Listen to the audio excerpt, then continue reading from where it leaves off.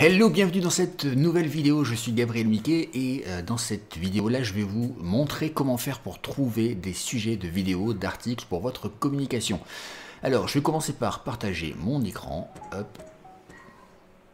Voilà, et donc là, on est tout simplement sur YouTube. Pourquoi? Parce que les gens qui vont chercher votre contenu vont aller sur deux principaux endroits qui vont être YouTube et Google. Du coup, on va regarder comment trouver ces idées sur YouTube et Google, tout simplement.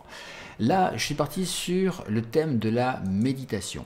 La méditation qui est un thème extrêmement courant et de plus en plus populaire. Et j'ai tout simplement tapé méditation sur YouTube, ce qui m'a permis d'avoir un classement de ma recherche avec une suggestion de contenu. Là, on voit ici musique zen avec 13 millions de vues. Méditation, nettoyage émotionnel, 262 000 vues il y a un an. Et on peut descendre comme ça à un moment. Je vois, j'ai installé quand même des outils à côté qui me permettent d'avoir des données supplémentaires. Mais même sans ça, je peux me dire que faire des méditations guidées, c'est quelque chose d'intéressant. Je vais aller directement sur la vidéo.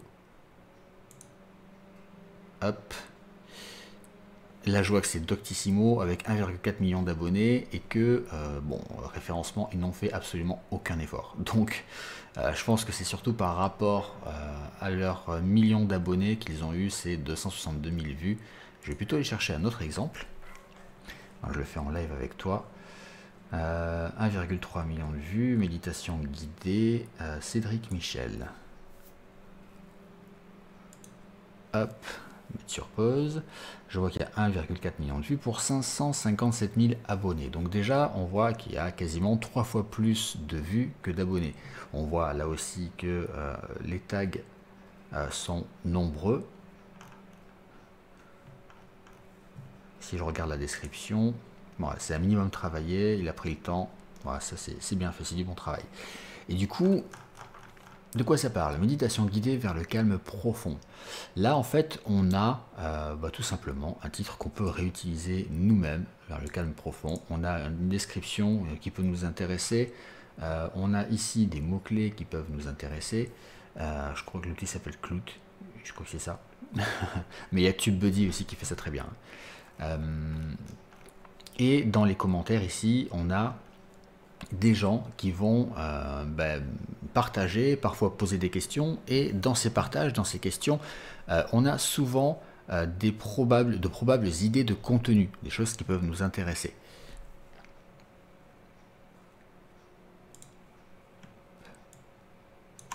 Et du coup, on peut en retirer des idées pour notre contenu. Deuxième chose, toujours sur YouTube, si je tape méditation, hop, et que je laisse YouTube me suggérer d'autres contenus, d'autres recherches, je vois ici, donc voilà, je suis sur cette page ici, donc forcément il me propose méditation Cédric Michel, puisque c'est son truc, méditation pour s'endormir, méditation guidée français, et ça ce sont des mots-clés qui sont beaucoup recherchés sur YouTube, et c'est pour ça qu'il me le propose, c'est parce que ces mots-clés sont tapés régulièrement. Alors attends, je vais revenir en arrière, méditation YouTube, hop, et avec l'outil que j'utilise en complément, je peux te dire que en 2008, janvier 2008, bon, il y avait quelques recherches, mais qu'en mars 2022, là, le nombre de recherches a complètement explosé pour ce mot-clé.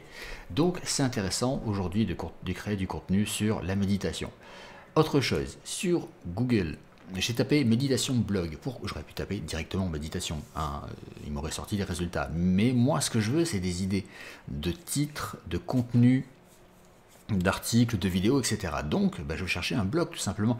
Et je vais regarder parmi ceux qui sont les mieux référencés, quels sont leurs contenus pour pouvoir dupliquer. Alors attention, je ne parle pas de plagier ni de copier, juste de s'inspirer pour voir ce qui fonctionne. Et donc là, blog, pratiquer la méditation. Hop, je vais aller dessus.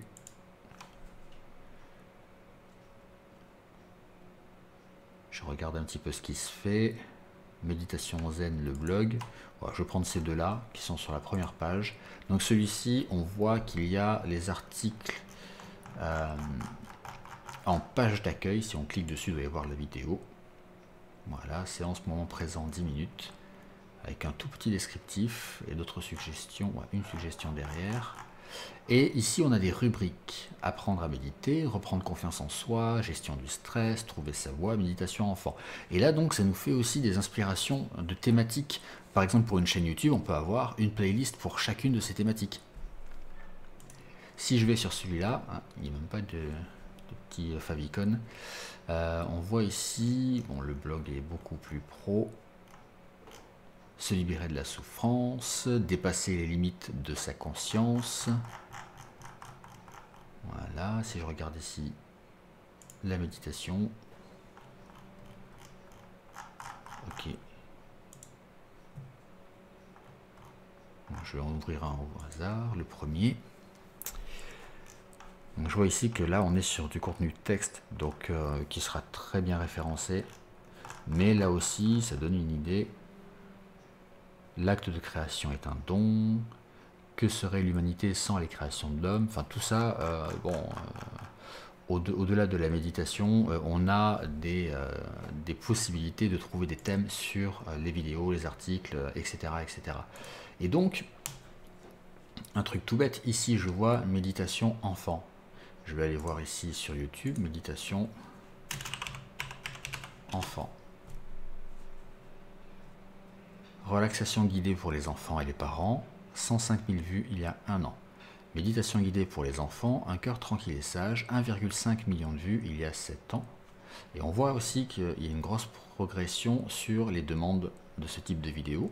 Bon, même si c'est redescendu dernièrement. Méditation pour enfants, s'endormir, 1,1 million il y a 4 ans. Qu'est-ce qu'on a encore? Bon, il y a pas mal de choses. 1 million il y a 3 ans.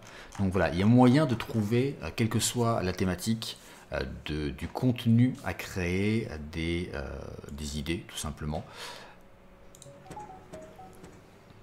Et donc, du coup, tout ce que tu as à faire, toi, une fois que tu as passé ça, c'est te faire un fichier Excel. Tu fais ton fichier Excel avec tes mots-clés, etc., tes idées, tes pages sources aussi, parce que c'est intéressant de pouvoir revenir sur tes pages sources pour avoir plus d'idées de sous-mots-clés, par exemple, ou de structure dans ton discours, voire même citer tes sources, parce que citer tes sources, ça permet de créer des liens avec les créateurs qui pourraient eux-mêmes utiliser ta vidéo plus tard dans leur article, dans leur blog, etc. Voilà, sur la durée, tu vas y gagner.